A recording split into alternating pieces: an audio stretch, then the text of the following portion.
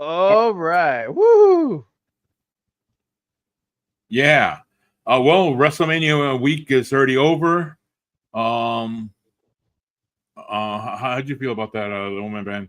It was something. Uh, it was definitely something. I don't know really what to think, but it is what it is. Lou, by the way, you sound kind of far away, man.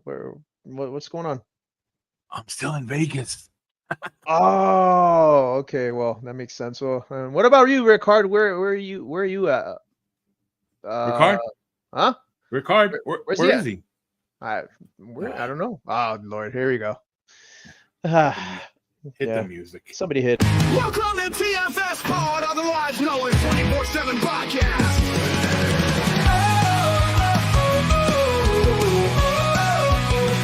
Yeah, 24/7 Lou, winning championship rings while Rick Hall is your girlfriend's favorite host. Yeah, you know it, the one-man band is the wrestling trivia king of kings.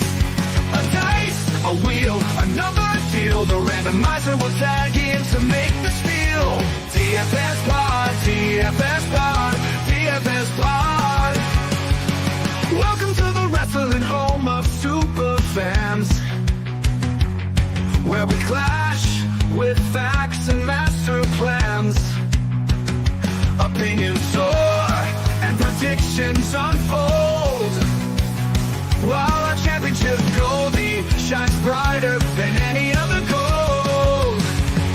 Join the excitement, raise your voice. In this wrestling realm, we will make some noise. Each matching night, our hearts ablaze. United we triumph under Goldie's shining Tfspod, Tfspod, Tfspod. I said Tfspod, Tfspod, Tfspod, Tfspod. Yes, folks, welcome to Tfspod. This is a 24/7 Lou. And wait. Where is he? He's MIA, not officially, but not in MIA, but where? There's a note there. Can you check what that note says? Let's see. It says here it looks like he's somewhere in Asia. What? He didn't specify where, but sounds like he got a case of the yellow fever. Oh, and the one-man band, and I totally understand the yellow fever because I was there once upon a time. Yeah. But folks, in this episode of Tfspod, we're going to talk about WrestleMania recap, our predictions battle recap, to be more specific. Crazy weekend's over. The go home shows are not the go home shows. The post Mania shows are going on. The Raw already, SmackDown's going on, and any thoughts before we get into what happened at WrestleMania? The woman band. Very interesting night too. Overall, I will be honest. Of course, last year, in my opinion, was way better. But after letting it simmer for a few days, I kind of understand why they went the route they went. And we'll get to that. Ooh, okay. And someone was talking about ruining wrestling. I don't know if they did. Mm-hmm. Maybe they didn't. Yeah, so we'll have a few comments also. Ricard did send us some messages. Ricard did send us some messages that we'll read along as we do the recap here for we do a recap for WrestleMania recap for our predictions battle. So since we don't have the scoreboard, I was sent the file, but I was unable to get access to it. So we'll get to the scoreboard at the end of each show. So we'll actually know who got points for what. Okay. And then don't forget, after this, we're doing the predictions for TNA Rebellion, which are coming up this weekend on the 27th, on Sunday the 27th. So that's going to be stick around for that video also. But first, let's kick it off here with WrestleMania predictions battle recap. First match, open up the thing. What do you think that was? How do you feel about that match on the first night? Okay, so I was weirded out that they made this the opener, but then after seeing the match develop, and it was surprising. I didn't think it was gonna happen the way it did, but after again analyzing this, it made sense. I'm not saying it was right, but it makes sense. For the The opener, whole yeah, or for him yeah. to win it. Well, not only the opener, but the way Jay won it. Um, there was some good in-ring psychology going on. Gunther was absolutely, in my opinion, was dominating for most of the match, and then Jay got that second wind, and then went through the whole fiasco of his move set and such, and then finally, the end was he got their 5-star frog splashes on him, Mm-hmm. and the last one was on his back, and then after that, he put him in a submission hold. Very similar submission hold. If you think about this, I know you'll remember this. Very similar submission hold that Ilya Dragunov put on him back when Gunther had that NXT UK title reign, and that title reign that lasted, I think, if I remember right, over 1,000 days. Yeah. And Ilya Dragunov submitted him with that same move. And Oh yeah. yeah, I didn't so think about that. Oh yeah, man. so I actually read up on that, and it showed that Jay putting him on that move, it was kind of like that's kind of like Gunther's Achilles heel in a sense. That like, oh, okay, I'm not gonna get out of this. So because if you notice, he tapped out pretty quick. He tapped out fairly quick after he cinched it in and then basically cradled him. It was like, okay, he's out. He's not gonna get out of it. So yeah, pretty decisive victory in my opinion. Yeah. There wasn't any kind of interference. There wasn't any shenanigans. It was very to the point. Like I said, at first I didn't understand quite why they would make Jey Uso submit him, but after remembering the whole process and the storylines with Gunther and past times that he's lost, it Yeah. makes total sense now. True. Yeah. Yeah, It's, I didn't even think about that. Yeah, he tapped out. I yeah, he forgot tapped about out. that. And I remember because I predicted that, and I said yeah, Ilya Dragunov I feel is gonna win, and I was right. And so did Jey Uso. So yeah. So that's oh wow. It's funny how it's like now it's weird. I'm being conditioned to think Gunther will hold long title reigns, or Walter, whatever you want to call him, will hold long title reigns, and when he does lose, he will get into submission move and tap out. I hope that this is a longer play later on that where he beats all this, but it's good. Even though I don't know, man. Sometimes I feel like they build up people not to be good guys, but just to be the heels always, and then they're hot for a few months, and then they disappear. I hope that doesn't happen because I like Gunther's presence and what he does in the ring. Because I don't know, it gives me Baron Corbin vibes. That's why I'm saying that. Yeah, I can see that. So I hope that we don't see the last of him, and we did see an attack that he did do on the Raw after Mania when he attacked Pat McAfee and Michael Cole at ringside. Yeah. So let's see where that goes with that. But yeah, Uso wins, and let's see the scoreboard. Everyone except the randomizer got a point on that one. Next matchup, New Day wins. They defeat the War Raiders in the Raiders Stadium. Oh man. Remember, WWE loves to do this. Like, oh, their name's this, and they're gonna lose. Yeah. Oh, at the home. It's at home. Whose home is it? Oh, the Raiders' home. Okay, the War Raiders lose. They're done. But they're not even from here. They're gonna lose. They're gonna lose. Don't worry about it. So that was a surprise. Let me see how many of us. Not everyone. No, we did pick them, right? A lot of us did pick them. I picked them. I don't think it. I don't remember if it was a consensus or or if it was close to it. Oh no, it was a consensus on this one. Oh, it was okay. Yeah, this So one was a consensus. I kind of understand. I kind of understand this one as well. Now, the surprising thing for me with this one, when I was there watching it with the crew, they noted that New Day had not been tag team champions since 2021. Wow. I was actually really surprised by that. I hadn't really remembered that they have been without any kind of gold in the 2020s, pretty much, because you remember they were dominant in the 2010s. I mean, Mhm. they had countless reigns as champions.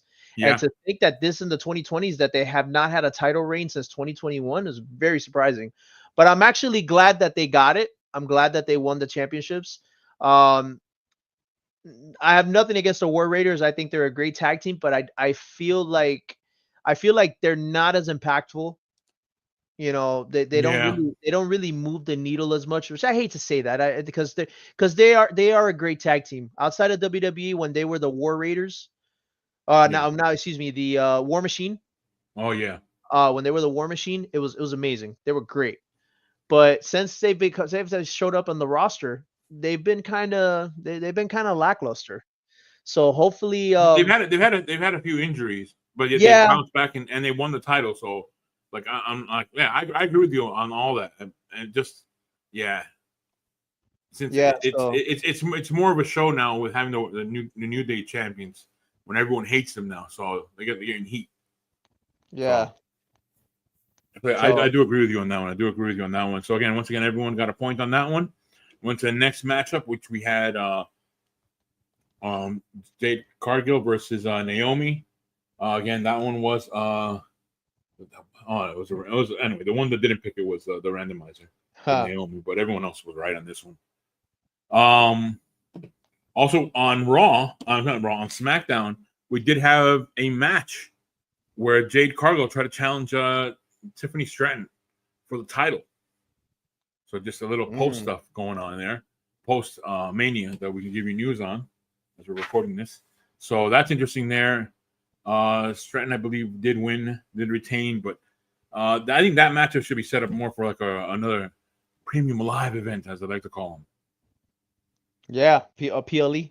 Yeah, but I think I think that that'll be something later on with, I don't know, whatever happens with Bianca Belair and Naomi. I don't know if that's going to be over with that one, with that story. All right, moving along here, we have Jacob Fatu as the LA Knight for the U.S. Championship. Jacob Fatu wins.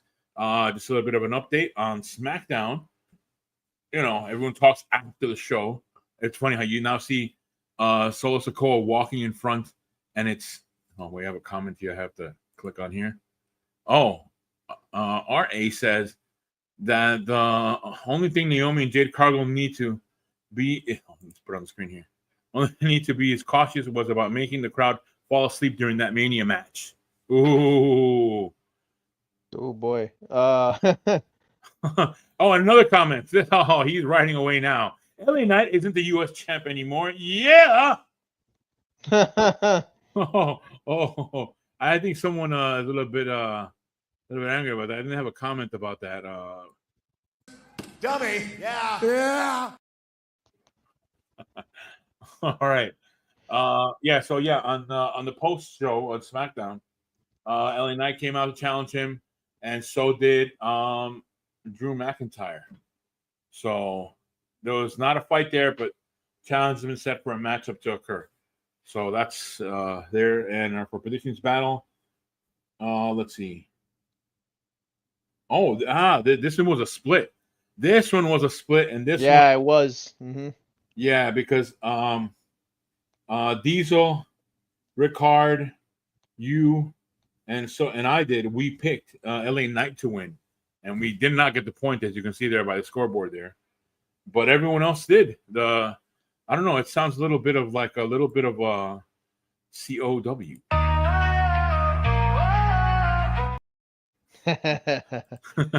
So yeah, they won. They got the point on that one, but it wasn't the end of the night, as you can see. We'll get to things here. this matchup. What do you think about this one? Okay, so obviously we thought Rey Mysterio was going to be in the match, which I have a feeling if he would have been, I think it would have been a little bit different. But we find out that Rey was injured and got replaced from one Rey to another Rey Phoenix, and that kind of changed the whole dynamic. And El Grande Americano got the win, which I kind of get the appeal. You know, it was kind of annoying, but I get it. Feels like night 2 was a night of annoyances. Just kind of like messing things around, and you know, so like they're kind of running the story a little bit longer. And yes, I did say cow, a bunch of copycat cows. But yeah, because we got a common difference. So yeah, and also too, I'm expecting like a big old thank you note, and I think that's why Rick Hart is not here today to say thank you publicly to me again, by the way, for going with me on this one. I'm gonna say something. When I made this prediction, I picked Grande Americano, and it was a wild pick on my end of it. I was ready to go Rey, but then as I talked my way through it, I convinced myself, yeah, Grande Americano is a bigger story.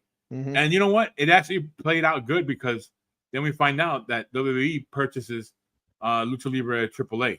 Oh, let me say, I've heard some very interesting things about that. We could talk about that another time, but we'll go for it now. Go for it now. Well, okay. Well, so story is, so obviously, yeah, WWE has bought AAA, and there's a few recurring stories that are going on there. Number one, the current AAA champion is Alberto El Patron, who formerly Alberto Del Rio, who did not have a very good ending with WWE.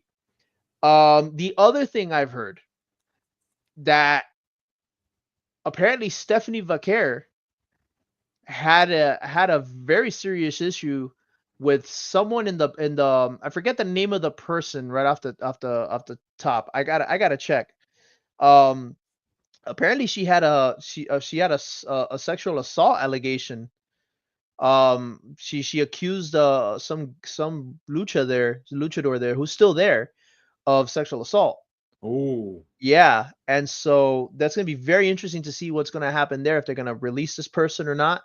I know WWE is fully supporting Stephanie Vaquer with these issues, or rather Stephanie Vaquer in general, because she's a star right now. I mean, there's no way around it. I mean, she has been so good for WWE ever since she moved over from AEW. Mm-hmm. She has been absolutely tearing it up. Stephanie Two Belts at one point. Yeah, she was at one point, and she's Stephanie Two Cheeks forever. So. Also, what is this? Rick Hart owes Lou 24/7 Lou a big gracias. Yes, he does. Yes, he does. He got away. We'll get him back from wherever he's at to come back and say something. Oh wait, here it is. So yeah, yeah. I when I made my pick that I believe Rick Hart followed me with, it was a wild pick. It was at the moment I said it. I blurted it out, by the way. A little bit of how the secret sauce is made. So, and look, it turned out, you'll see at the end, very well for us. All right, next match. By the way, the point system here changed a bit already there. Some folks were still a point behind as we're going through the night. And we had this matchup, which, what do you think about this one? They do have some comments. Oh God, this was the biggest sandbagging in my opinion. This match, or this whole build-up, in my opinion, was one of the most awkward train wrecks that I've seen in quite a while. This wasn't like, for example, Nia Jax and Becky Lynch, with the whole situation where Becky Lynch became the man and all that. It was a compelling storyline. Nia Jax was stiff, but it was expected because Nia Jax is a big girl. and she's strong. Mhm. So it made sense, the whole situation where Becky got her lip busted or she got her teeth busted or something like that. This one here, it just felt like Charlotte was being petty from the Yeah. start. And it seems like there's some real animosity between her and Tiffany. And just the match itself, like I could tell like Charlotte was not being very, very helpful to her. Like she was looking for any little way to try to make her look bad. And props to Tiffany, man. Like she really did a good job. And not only that, poor girl lost like or chipped two of her teeth. She had a rough go at it. And Mhm. but she stood tall. Happy for her. I really hope that this is the end of the story, that they don't revisit it, and that they just kind of move on away from this. Like keep Charlotte away from the title scene for a little bit, because in my opinion, I feel like she was not being professional. Yeah. Yeah. She was not being helpful towards the new generation in this case, and Tiffany Stratton. You know, I sympathize with her a lot more now. Like I like Tiffany a lot more now because of this. Yeah. Also, we got a comment here from R.A. Acosta saying, never has a match with attractive women looked so awful. Also, I have comments from Rick Hard. It says here, Charlotte Flair should never do a Stephanie Becerra move again during a match. Save for the people with a gifted and a good behind. All right, Rick Hard. So yeah, Tiffany Stratton wins this one. Only one person did not go with that. That was the Tornator, who said Charlotte Flair would win it. He did not get a point. Next matchup, the final match, the big main event matchup, which also, before we get to that, I have a comment here from Rick Hard, who says CM Punk it means couldn't make a win happen, Punk. I don't think that W doesn't fully work. But yeah. What do you think about this double turn, heel turn, double turn on by Paul Heyman on? I mean, this right here, in my opinion, saved night one. Yeah, true. Yeah. So this right here was the match that, if not for this match, night one would have been a disaster. This match alone, I feel like carried night one on its back.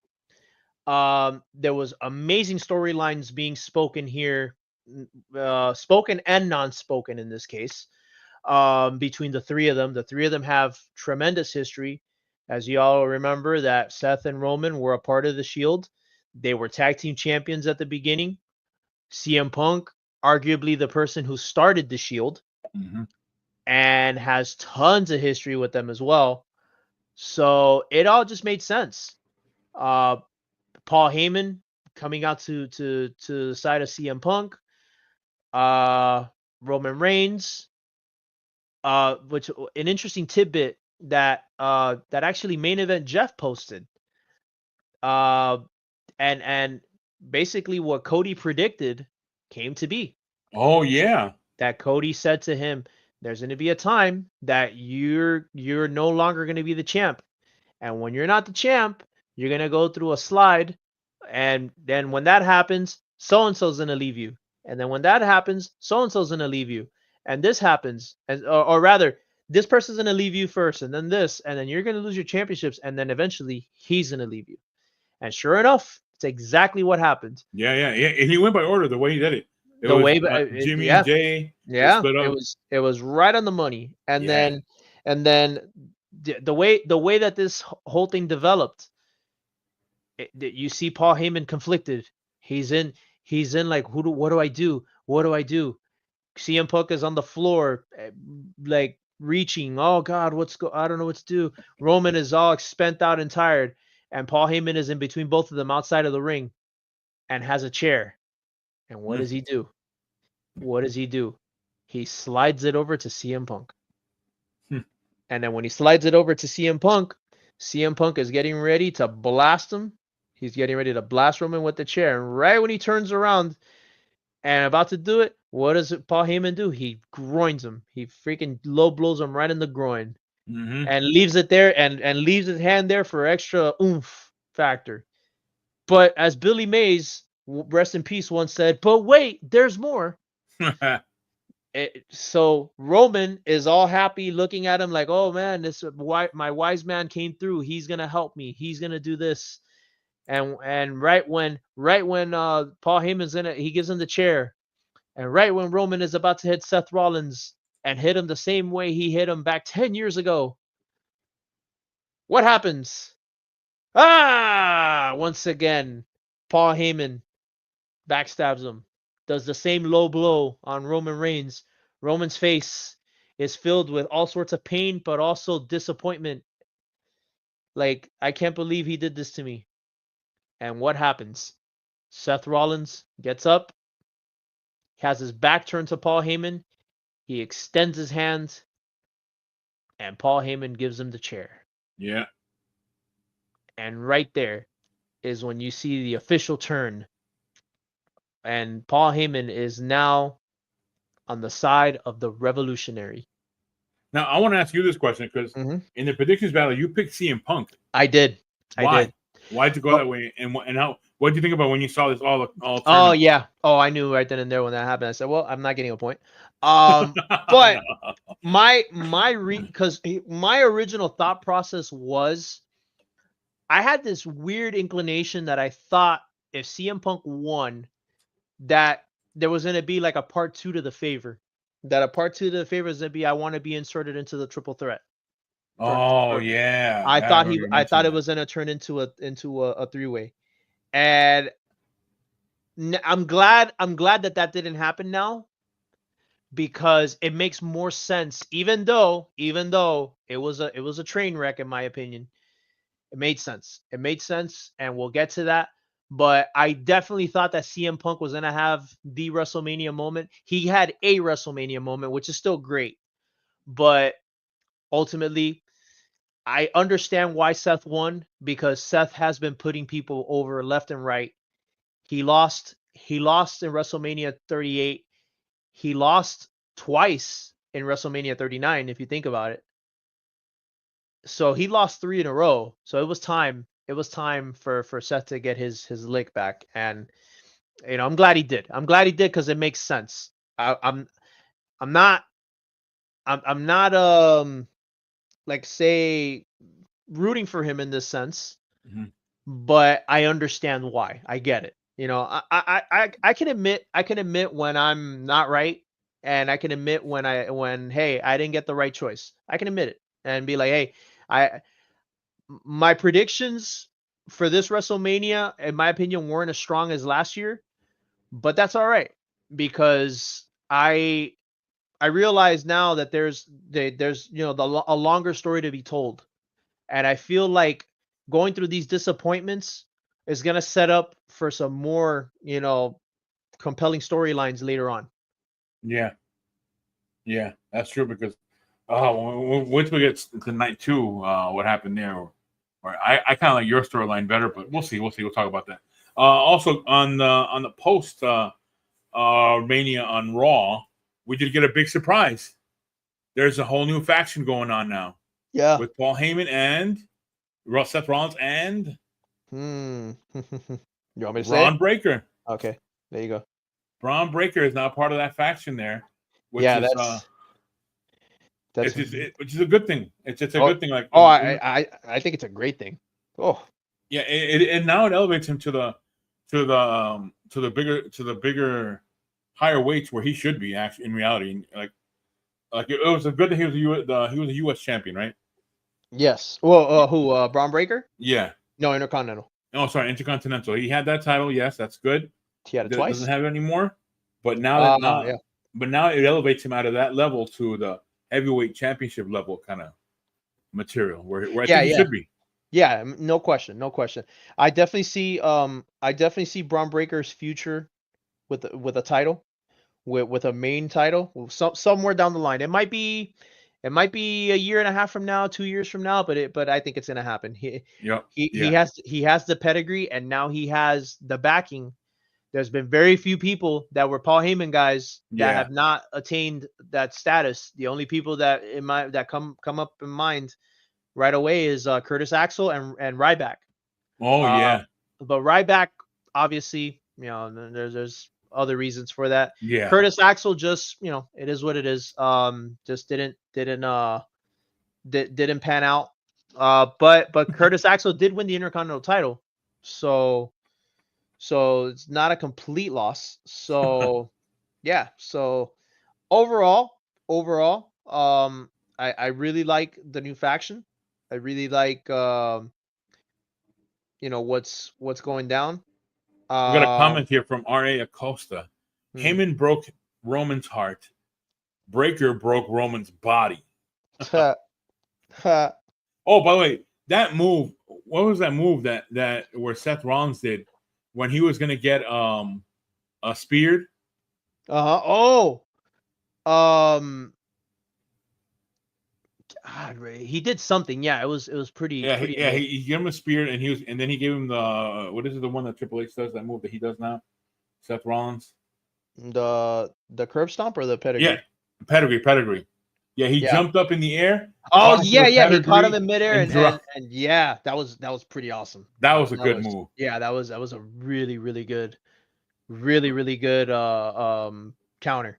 Yeah, so that was a pretty cool spot there, and so yeah, there we are. Have a new faction going there, and we have another comment from Aria Costa: Bane, Joker, and Penguin, Braun, Seth, and Heyman.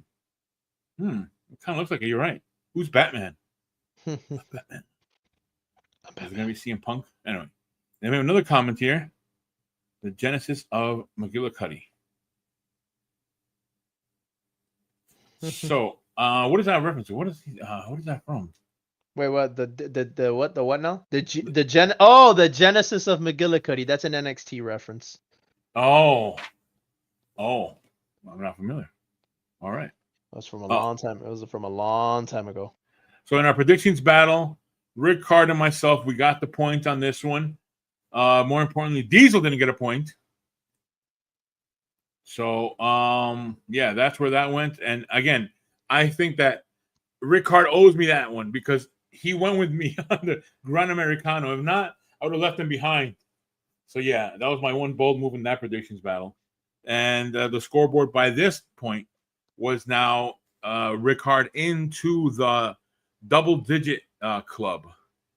Second member in there already into the double-digit club. Yeah. I'm so far away. I'm so far away from that double-digit club. Yeah.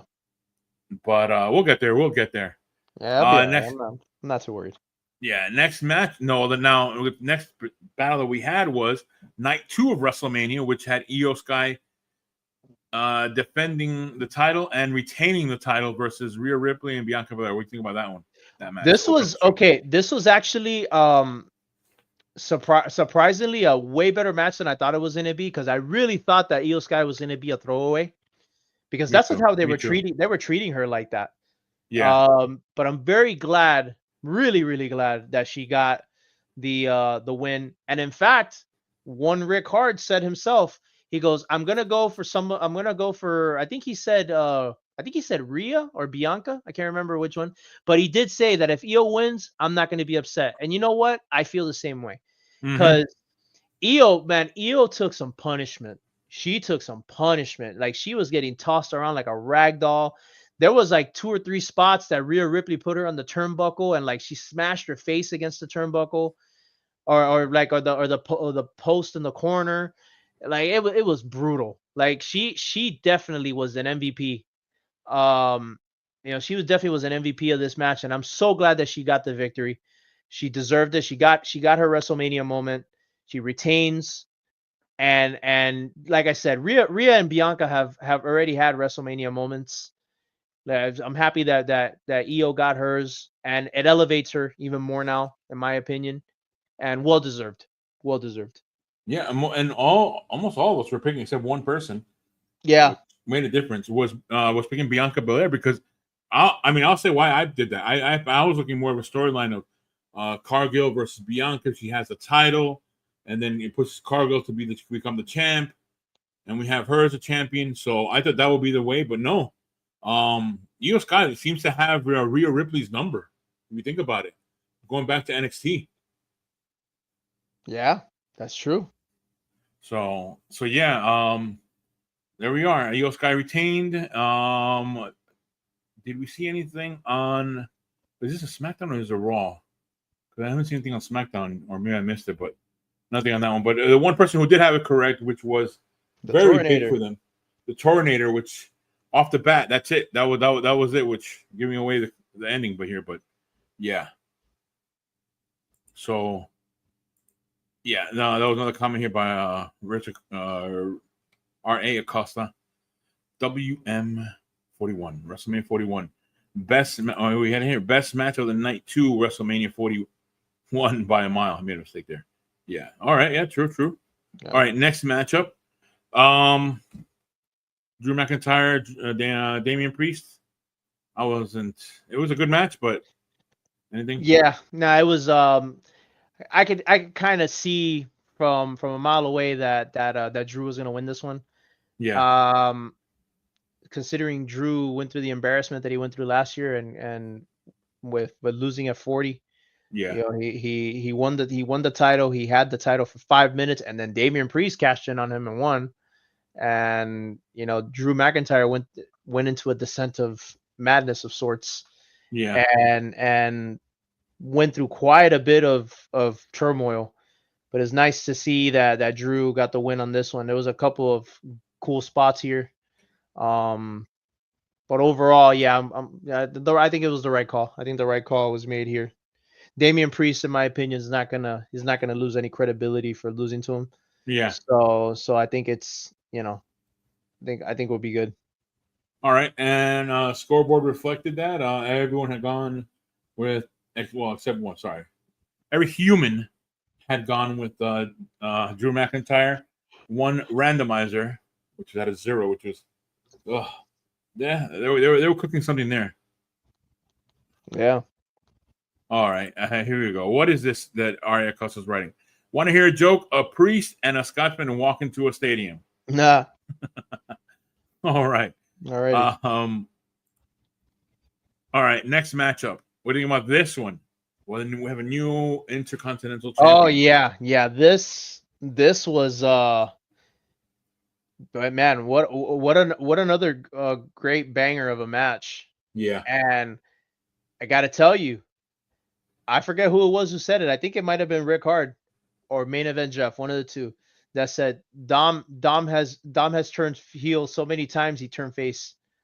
And man, what a moment. What a moment for him winning the title. Like, he got cheered. He got a massive pop. Yeah. And he did it by you know, getting his fellow Judgment member Finn Balor out of the way to win it.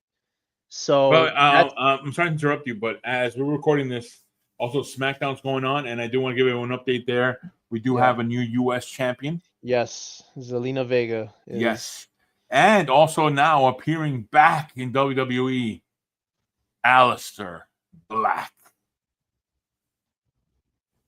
So, he's back. On SmackDown. That's in Fort Worth right now. Okay. So yeah, that's what we have going on. And just a bit of an update there on everyone. So Dominic wins. He already defends the title on the first Raw against Penta, which I'm surprised they had that set up already. That I would have saved that for a little bit later. But I guess after seeing that match, I feel like they built up Penta just for this WrestleMania match, because they built him up so big. And he had not lost much or had not lost singles matches, Penta, but now loses Mania, loses the next night to Dominic. What are we doing here? Please tell me you're working a story with this. So we'll see. All right, and the points battle, everyone except two, Diesel and the randomizer had picked. Diesel had picked Braun Breaker to retain, which he didn't, but he had a spectacular post Mania. Yes, and then Penta was picked by the randomizer. So. Yeah, the randomizer was cooking a donut over there, and there's a scoreboard. Here we go. Oh, I have it here.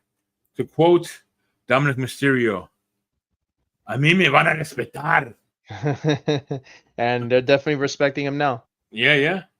They are definitely respecting Oh, him now. you see that video in the hallway? He was pointing at who was it? Scott Steiner. He's showing them the championship and like, get out of here. Like, hey, he yelled at him. Oh, no, I didn't. I didn't see that. Oh, there's a video like after Mania. He was in the hallway and he was walking down and he saw Steiner and I guess Ron Breaker's brother. They were in there and he just brother or cousin. He was laughing at them, showing them the championship belt. So, oh yeah, I went too far on this one. Sorry about that. Next matchup we had, which is a big surprise, who came out in this one because it was a mystery. We all thought it was Aleister Black, Rusev. Yeah, no, it was Joe Hendry. Now you were at the watch party with everyone else there. How was that? Oh, it was a pleasant surprise. People were like, "Whoa, oh!" You know, as soon as the doors were opening, and then you hear the music, man. That pop was huge. I would argue that Joe Hendry and Dominic probably got the biggest pops of the night. Wow, really? Joe, yeah. Joe, hey, it was big. Joe's walking out. He's got the TNA championship on, by the way. Think about this for a second. The TNA World Heavyweight Champion is at a WrestleMania, and he walks out with the title, and he is being absolutely cheered and sang along to by 60,000 plus. Yeah.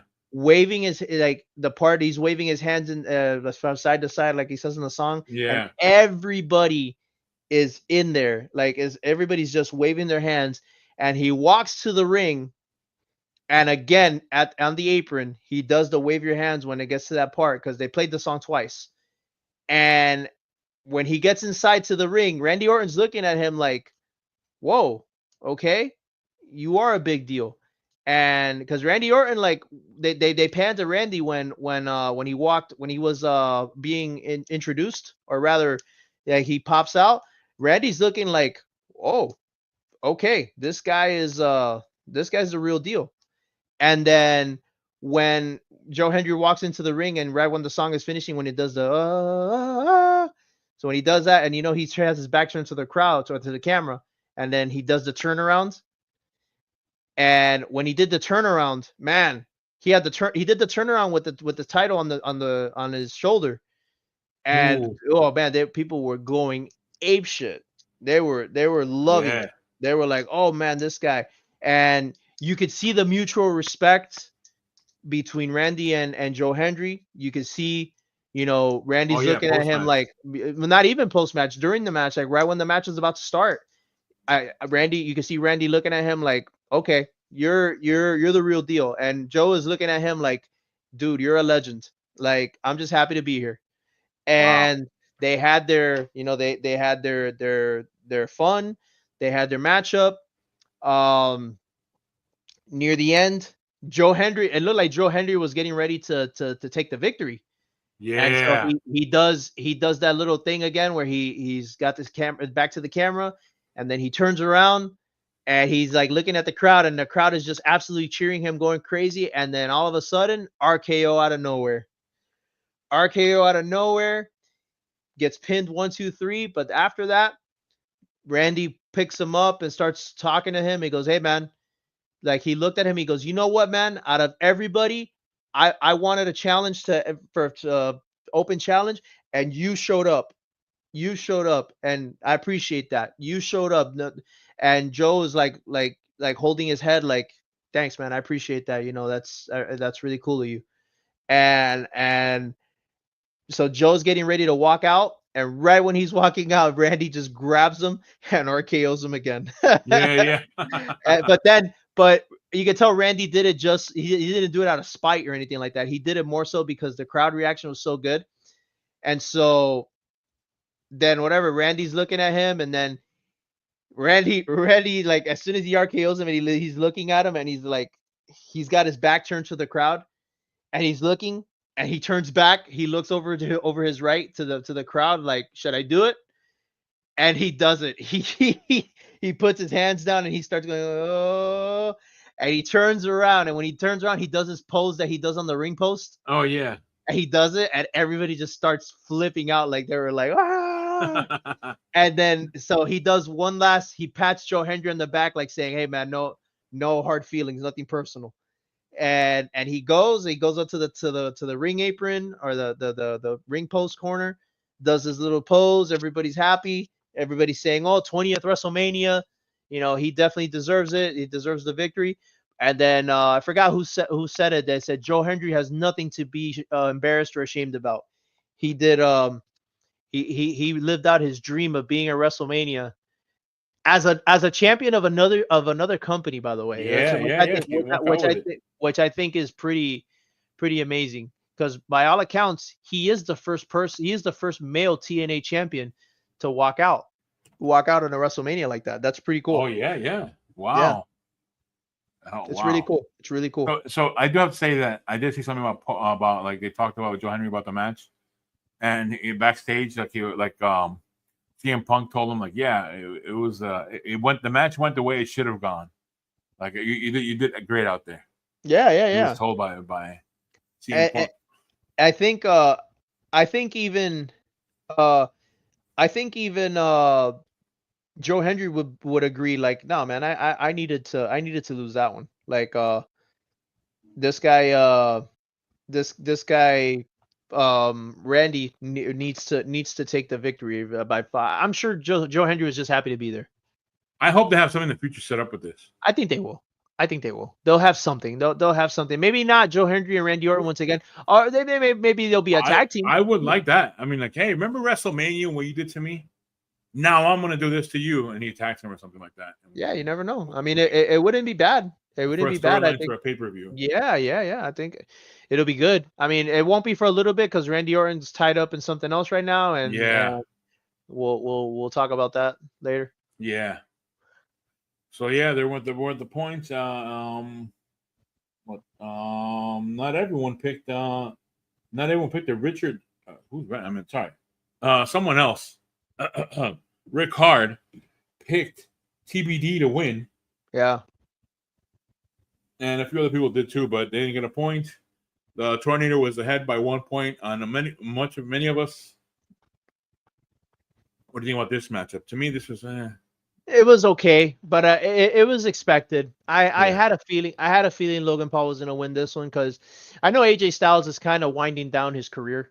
He's even said it himself that he doesn't want to wrestle past 50, and he's close. So I think we're seeing the wind down of AJ Styles. I really think we're seeing AJ Styles putting over other people and just kind of enjoying what's left. I think he's very adamant about, hey, I don't want to wrestle past this point. I just, I want to have fun. I want to do my thing, but eventually, like when the time comes, I'm bowing out. And I think he's going to be true to this word because like I said, he could have easily said, hey, I want to win this match. And Logan Paul, I'm sure would have been like, yeah, that's fine. But I'm sure AJ said, no, go ahead, man. Take the victory. I went with AJ on this. I don't know why I did. Yeah, no, I had a feeling Logan was you went with Logan. You got it. Yeah, I had a feeling. I mean, yeah, there was some chicanery involved, but not surprising. Not surprising that there was gonna be chicanery involved. Mm-hmm. Some brass knucks were introduced. Karrion Kross actually showed up in this match, and AJ Styles basically decked him, told him like, I'm not doing this, and then Logan Paul, I think he struck AJ Styles with the brass knucks. It could be, I don't remember exactly. Yeah. But yeah, right call in my opinion. Right call to make Logan win this one. Yep. I think he did. All right.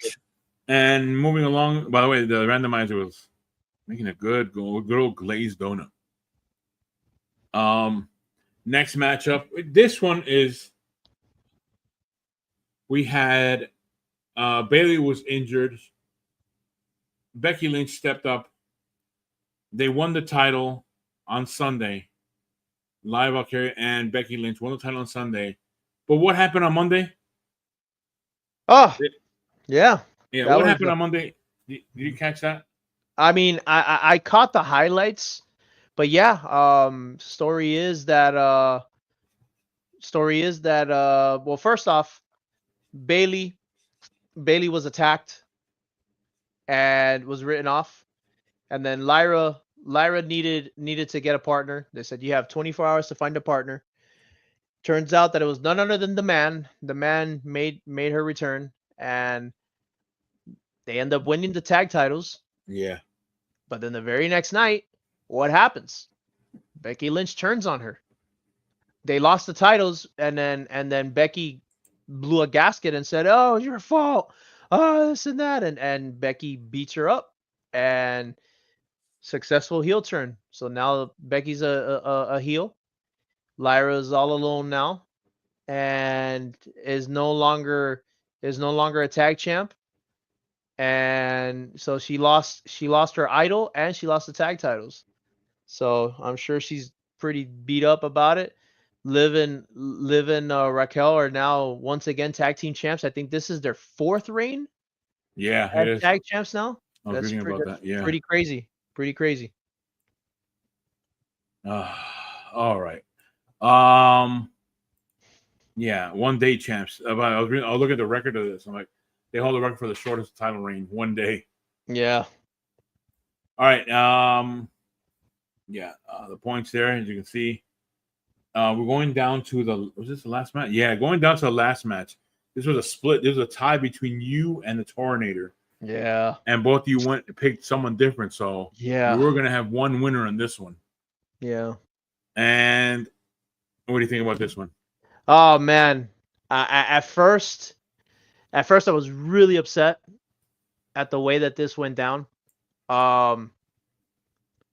Granted, John Cena did say that he was not going to give the fans what they wanted. And yeah, he kept his word. He kept his word all right, because he's definitely doing the whole dark persona, keeping the music, but not changing the way he looks, not changing the way he he still walks out, but he's not running to the ring like he used to. He's just kind of walking out all stoic. And the only graphics you see, it says John Cena in white and a black background, nothing else. There's literally just him walking out. You don't see the Titantron all colorful. Oh, the last time is now. It's just him. And then, Cody giving it his all in that sense, but John basically was turning it into a traditional wrestling match. Basically doing, arm bars and lockups and such. And there were some good high spots, or rather there was some good spots going on. Both tons of false finishes that look like, oh god, yeah, he's gonna win this. And then what happens? Travis Scott shows up. And not only that, he shows up with a version of a hardcore championship that's new. All banged up, and then he shows up and then does the distractions and all that, and gets Cody all distracted. And man, before you know it, John Cena turns around and gets Cody. And what happens? 1, 2, 3. Yep. John Cena wins. Title number 17. Travis Scott's in there celebrating with him. There's no Rock. There was no Rock. There was no Stone Cold Steve Austin. There was nothing compared to last year where you had all these run-ins. Yeah. No one. It was just Travis Scott, which a lot of people are upset about. Yeah, me too. But I am too. But in the end, I understand. I understand why they went with the outcome that they did. I don't like it. I picked Cody to win. I thought it made more sense for Cody to win and then have him drop it by Backlash. But they decided to do this. Apparently, there's more to the storyline with having John be the champ at the moment. It looks like, for the time being, it looks like none other than the Viper, Randy Orton, is going to be challenging him, because the very next night he was doing his celebration, and Randy Orton RKO'd him. Backlash is going to be in St. Louis, so that makes even more sense. Randy's hometown. But here's what I think. I think John is probably going to hold through SummerSlam. And remember, SummerSlam is a 2-night event now. Oh yeah, in New So York. there's a very distinct possibility that I think Cena might drop it at SummerSlam. And I think Cena will return to his face ways after SummerSlam. I do think that maybe The Rock will show up for that one because it makes sense in this case because it's the first 2-night SummerSlam event. So there's gonna be some big names in my opinion. They're gonna treat they're gonna treat SummerSlam like the WrestleMania of the summer. So I think now SummerSlam is gonna probably hold the same distinction as WrestleMania. Don't be surprised. Don't be surprised if you see maybe Survivor Series turn into a 2-night event at one point. Yeah. I don't think it's going to be right now, but I think eventually that will happen. Yeah. So that they can get some more airtime going. Why don't we get the Saudi WrestleMania 2 nights? Oh yeah, that's right. I'm not looking for that, by the way. Yeah. Well, that contract should be ending pretty soon. Oh. And I'm wondering, because I think if I remember correctly, they signed in 2017 or 2018, so they don't have that many years left. I wonder if WWE re-signs with them, or since they got the Netflix deal now, they'll probably be like, yeah, we don't need them anymore. We'll see what happens, but it's gonna be very interesting. But hey, John Cena broke the record, 17-time world champ. Look, power to him. I didn't like it because I didn't like it either. I like it. I like what you told us before that he should have won in SummerSlam because as a fan, fans were cheering for him. He was walking off the ramp, and you could see him crack a smile, like, yeah, he wants to celebrate with the fans, but he has to do this character of real wrestling and all this other stuff. Right. Come on, man. It's 17th. That's a record-breaking moment. Now he can win an 18th, lose and win again. I'm not saying it's gonna happen. I'm saying that 17th to breaking Flair's record happens only once for him. Yeah. And to have him as a heel, come on, man. Yeah, I didn't agree with that. If it was a face, that would have been an awesome night. Yeah, I agree. It would have been a massive pop. I think more so people were shocked that Cody lost. Yeah. I think there was more shock of Cody losing than there was of John Cena winning. Like I think it shouldn't have been that. It should have been more Cena won the 17th title. And then for the post Mania press conference, no, that's a clickbait question. Bad question. No good. Come on, man. I know you guys. I know they like playing around with the fans, but come on, the man won his 17th title. Yeah, I'm in agreement. On his last year, but I'm in agreement. I understand why, to a certain point, why they did it. They wanted the shock factor. They wanted to do something different. They absolutely achieved that. Yeah. But I do think because of that, this WrestleMania suffered a little bit because of that.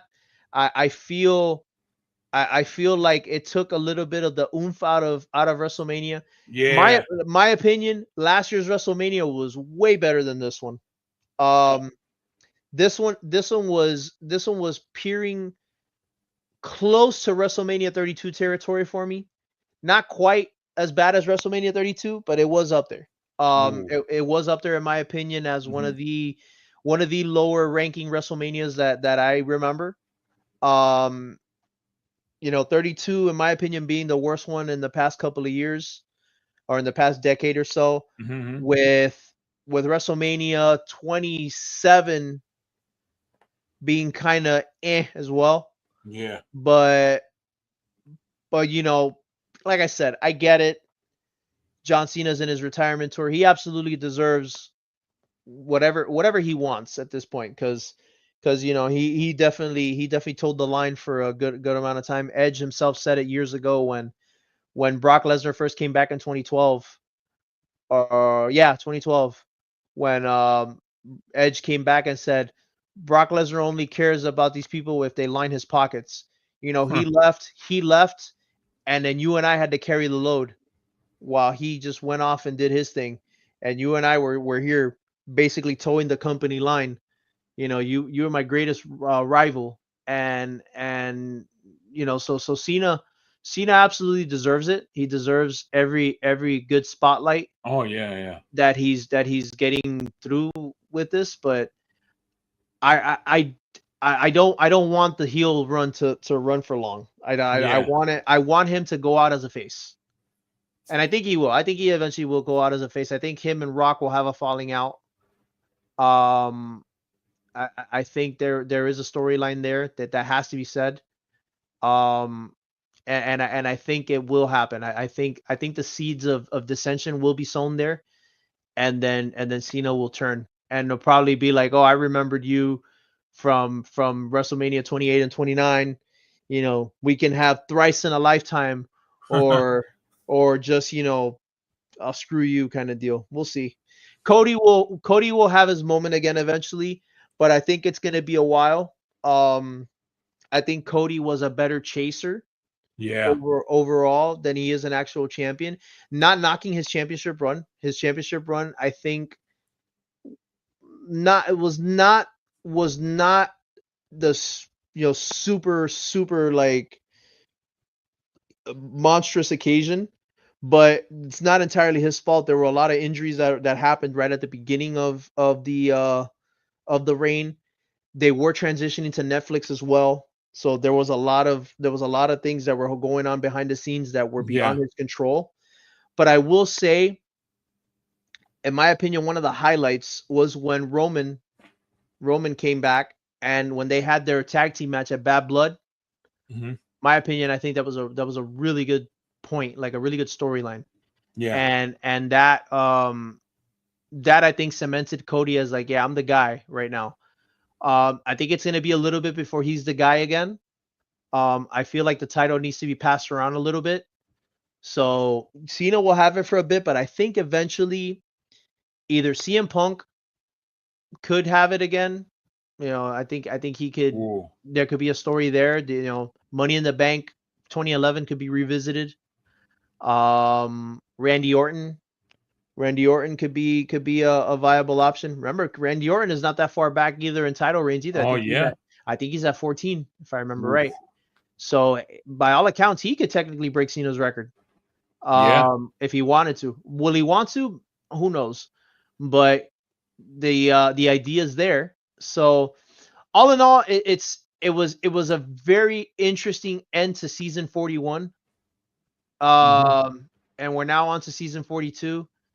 Yeah. Uh, we'll see when Cody comes back. I'm sure Cody will probably come back. Come back for his kid. He left his kid behind. Yeah. Oh my God. What are you doing, man? Call CPS on him. No, but in all seriousness, I think I could see him coming back probably after Backlash. Yeah. I think he's earned a well-deserved break. He definitely listen from the time he's come back in 2022 to when he tore his pec, and not only he tore his pec, he actually wrestled with that torn pec. Oh yeah. And so my opinion, that alone right there was, man, shows how much he cares. So listen, props to Cody Rhodes. Um, my hats off to him. He definitely. I know some people in our TFS pod, predictions do not agree with him. I know a few of us from the group are not keen on him, and like cannot stand them. Yeah. Yeah. But whether it be by troll or it's because they genuinely don't like him. But I think he was a good champion. Could he have been Yeah. better? Yeah, he could have been better. But it's okay. I think he did good with what he had. And he he went through the transition to Netflix. He went through he went through a very awkward storyline with The Rock, with the whole "I want your soul, Cody," this and that. Like Yeah. Yeah. that in my opinion was kind of weird. And Cody did the best he could with it, man. And by all accounts, I give him his flowers. He did good.